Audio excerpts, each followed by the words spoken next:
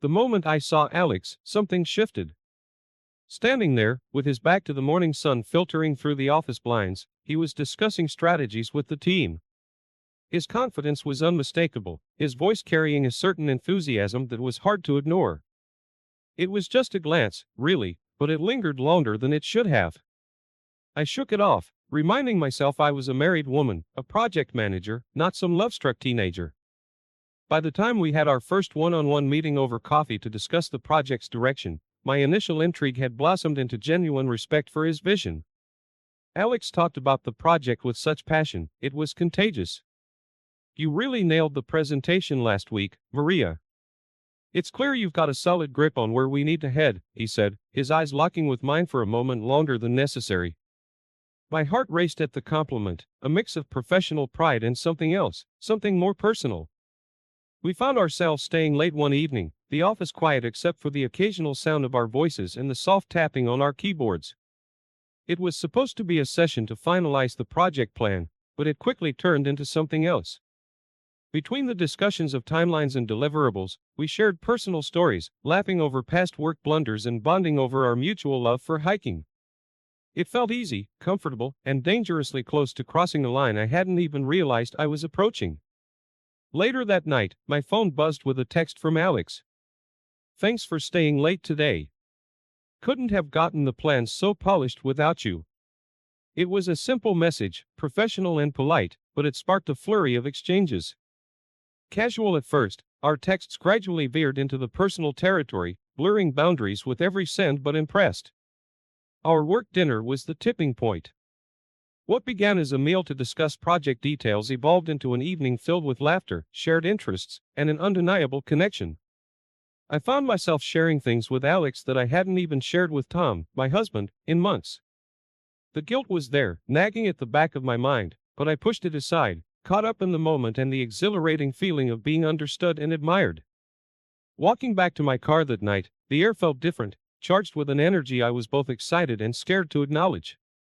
I knew I was standing at the precipice of something life-changing, yet the pull towards whatever this was with Alex felt too strong to resist.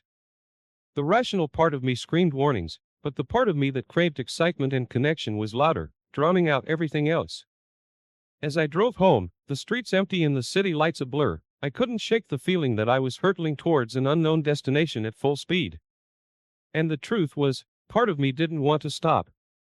From the moment I stepped into the light of our kitchen, the air felt charged, different. Tom was sitting at the table, a look of concern etched across his face that I hadn't seen in a long time. "You've been coming home late a lot," he started, his voice steady but laced with something that sounded like fear. "Is everything okay at work?" His question, so simple yet loaded, caught me off guard. I forced a smile, brushing off his concern with a rehearsed ease. "Yeah, just the usual project madness. You know how it is." But even as I spoke, I could feel the weight of the lie settling in. The next day, Alex handed me a book, his fingers lingering a moment too long as they brushed against mine. "Thought you'd like this," he said, a knowing look in his eyes. The book was on architectural design, a subject we'd spent hours discussing. It felt personal, a token of the connection growing between us, hidden beneath the guise of work-related enthusiasm. When Tom found the book later, his brow furrowed in confusion. "Where'd you get this?" he asked, turning it over in his hands. Panic fluttered in my chest as I lied. "Oh, a colleague lent it to me. Said it was a good read." I could see the flicker of doubt in his eyes, but he didn't push further. That night, I lay awake, the gap between us and our bed feeling like a chasm. The tension broke on the night of our project's successful launch. Alex and I found ourselves alone, celebrating over drinks. The air was electric with our triumph and something more, something unspoken. When he leaned in to kiss me, it felt inevitable, like all the moments leading up to this had been a countdown to the inevitable collision of our lips. The thrill of it consumed me, drowning out the quiet voice of guilt whispering in the back of my mind. But the guilt was there, a shadow trailing behind the moments of exhilaration. It reared its head in the quiet moments, in the pauses between Alex's messages that had become my lifeline. I found myself hiding my phone from Tom, the lies building like a wall between us. Tom's voice broke through my fog of denial one evening as we sat across from each other, an ocean of unsaid words between us. "We're drifting apart," he said, his voice breaking. "I feel like I'm losing you." I wanted to reach out, to bridge the gap with truths and confessions, but fear held me back. "We're fine, Tom. Just a rough patch, that's all," I said, my voice hollow, the reassurance as much for me as for him. With each day, the secret grew, a living thing between Alex and me, pulling us further into its gravity. And as it did, the life I had built with Tom, built on years of love and shared dreams, seemed to drift further away, leaving me caught between the thrill of the new and the comfort of the old, unsure of where I belonged anymore. I never thought a simple cup of coffee could feel like a grenade with the pin pulled out. But there we were, Alex and I, laughing over lattes in that cozy cafe corner, when the door chimed and my world tilted on its axis. Tom, my husband, the man I shared a life with, walked in. The look on his face when he saw us together, it was a mix of confusion, hurt, and something else I couldn't quite place. "Maria, what's going on?" His voice was calm, too calm. I scrambled for an explanation that sounded like the truth but wasn't. "Oh, hey, we're just discussing the new project timeline. Grab a coffee, join us." The lie tasted bitter. The cafe encounter was just the beginning. A few days later, Tom confronted me with my phone in hand, his expression dark and stormy. "Who's Alex?" he asked, voice tight with barely contained anger. The screen displayed a string of texts from Alex, ones I thought I had deleted, ones that no doubt crossed lines. "He's just a colleague," I stammered, trying to downplay the obvious. "We're friends, that's all." But the look in Tom's eyes told me he didn't buy it, not for a second. Then came the ultimatum, a word I never thought would find its way into our marriage. "It's him or me, Maria. You decide." The weight of those words hung between us, heavy and suffocating. I promised to end it with Alex, to cut ties and focus on us. But promises, I learned, are as fragile as glass, easily made and easily broken. The weekend away with Alex was supposed to be a secret, a hidden chapter in a book I was writing with someone else. We masked it as a work conference, an excuse dipped in deceit. But when Tom found the hotel receipts, the lie exploded in my face. "It was for a work thing, Tom. You're reading too much into this." The denial came easily, too easily, a reflex born of guilt. But Tom, ever the detective, went a step further. I discovered the GPS tracker on my car one afternoon, a silent witness to my lies. The betrayal I felt at his lack of trust was ironic, considering my own. In a moment of weakness, I confided in my friend about the affair. "I don't know what to do," I admitted, the words tasting like ash. "I'm so lost." Her sympathy was a balm, but her words were a knife. "You need to figure it out, Maria. You're playing with fire." Each event, each lie, built a labyrinth around me, one I couldn't navigate. With every step I took, I wandered further into the maze, losing pieces of myself and my marriage along the way. The realization hit me hard, a truth I couldn't escape.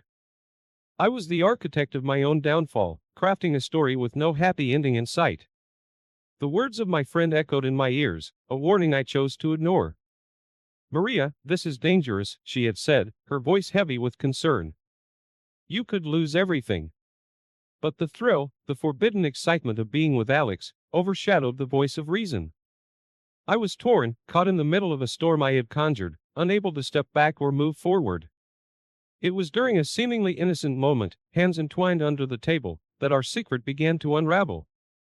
Someone from work spotted us, and by the next day, the whispers had started. The office was abuzz, the rumor mill churning out stories faster than I could deny them. "I heard Maria and Alex are a thing. Isn't she married?" The question stung, each one a reminder of the web of lies I was tangled in. Denying the rumors became a part of my daily routine, each denial a brick in the wall I was building around myself. "It's not true," I'd say, forcing a laugh, trying to appear unfazed. But inside, the pressure was mounting, a constant, gnawing reminder of the reality I was trying to escape. The day Tom showed up at work for a surprise lunch was the day I realized how far I had drifted from the shore. His presence, once a source of comfort, now felt like an intrusion. I thought we could have lunch together, he said, smiling, unaware of the storm raging inside me. The panic was palpable, a thick cloud of fear and guilt. How could I sit across from him, knowing the lies that lay between us? Another, work, trip with Alex was the nail in the coffin, a decision made in a moment of folly. Tom's suspicion was evident in his eyes, a silent question that demanded an answer I wasn't ready to give. It's just a conference, I lied, the words tasting like ash. But the lie was thin, transparent, and we both knew it. A colleague pulled me aside one day, her words a lifeline I was too scared to grasp. Maria, be careful, she cautioned, her eyes filled with a mix of worry and disappointment. You're risking your career, your reputation. But her words, meant to pull me back from the edge, only pushed me further into the abyss. I was too far gone, too entangled in the lies and the longing. Home became a battlefield, a place of silent dinners and unspoken accusations. The tension was a living, breathing entity, filling the spaces between Tom and me, a constant reminder of the chasm that had formed. We were strangers, sharing a house but not a life, the distance between us growing with each passing day. Caught in a web of my own making, I was losing sight of who I was, who I had been before Alex walked into my life. The excitement had faded, leaving behind a trail of destruction, a life fractured by choices I couldn't undo. The warning signs were there, clear as day, but I had chosen to ignore them, blinded by a passion that was as fleeting as it was fierce. Now, I was paying the price, trapped in a maze of lies and regrets, searching for a way out that didn't exist. The moment I decided to leave Tom for Alex, I thought I was choosing true love over security. It felt like stepping off a cliff, exhilarating and terrifying all at once. I'm going to be with Alex, I whispered to my reflection, trying on the decision like a new dress, turning it over in my mind, looking for flaws. But when I told Alex, expecting him to sweep me up in a declaration of mutual passion, his hesitation sliced through the fantasy. Maria, it's complicated. I'm not sure I can leave my situation right now, he stammered, his words a cold bucket of reality dumped over my head. The ground beneath me shifted, the future I had imagined crumbling away. The realization that I had misjudged Alex's intentions was a bitter pill to swallow. I had gambled everything on a mirage, leaving me stranded in no man's land. In desperation, I sought Tom out, hoping to find a bridge back to the life I had so recklessly abandoned. Tom, can we talk? I made a mistake, I said, my voice trembling with the weight of my regret. But the distance in his eyes told me that the chasm between us might be too wide to cross.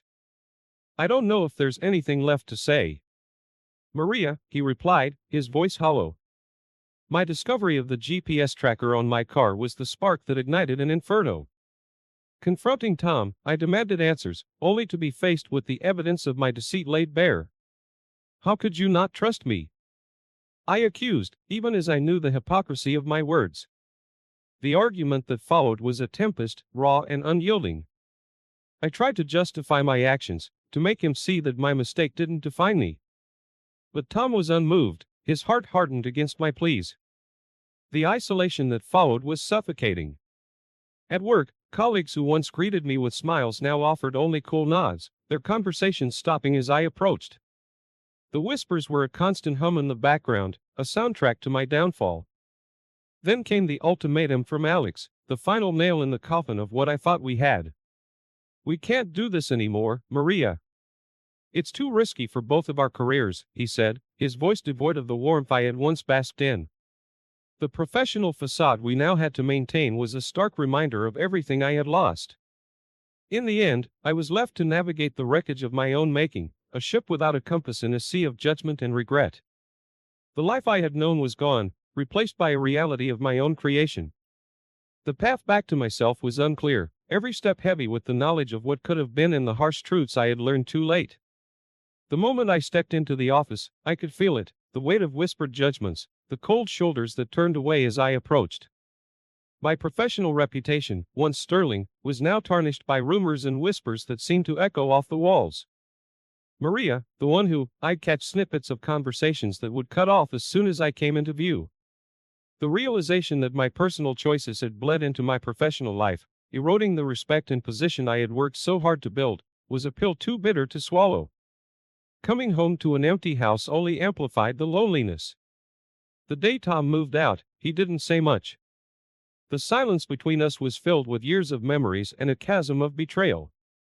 The space he left behind was palpable, a void that echoed with the remnants of our life together.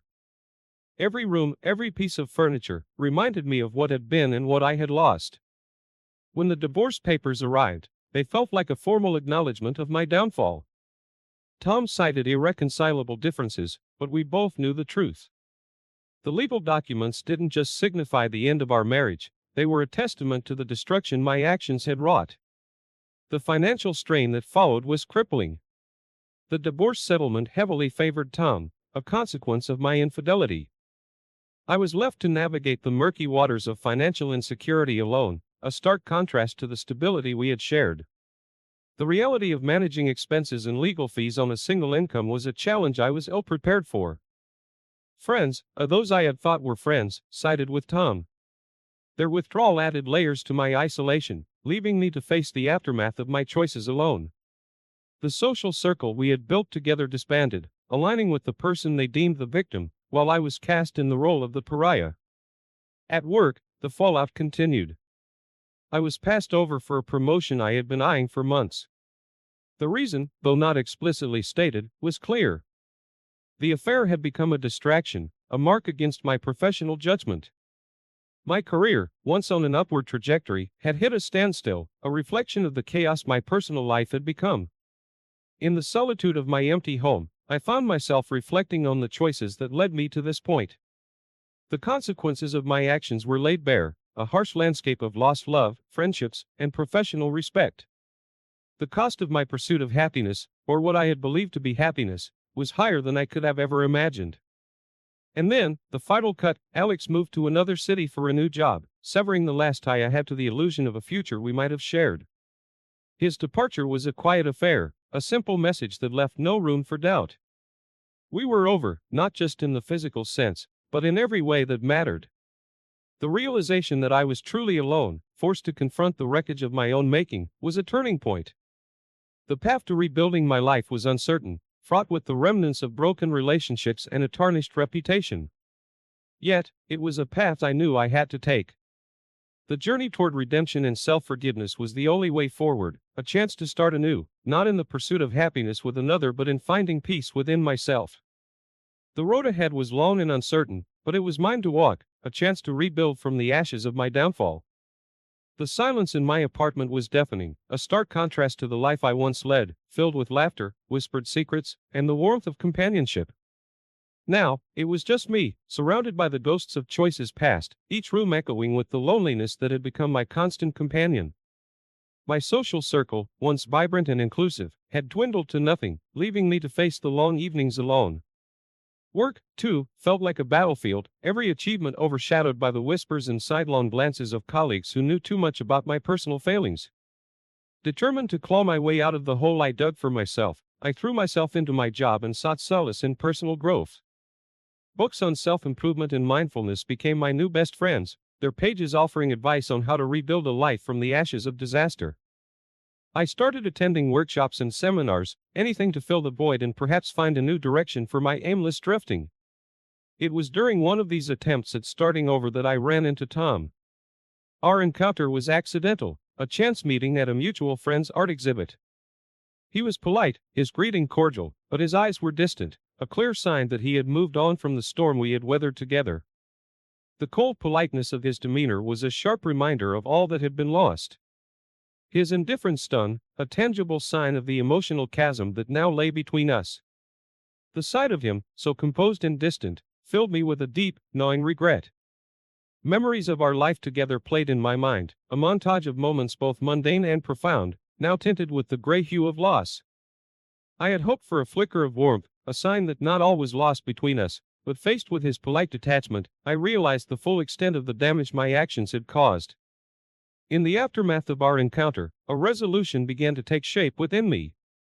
I accepted full responsibility for the choices that led me here, to this moment of profound isolation and regret.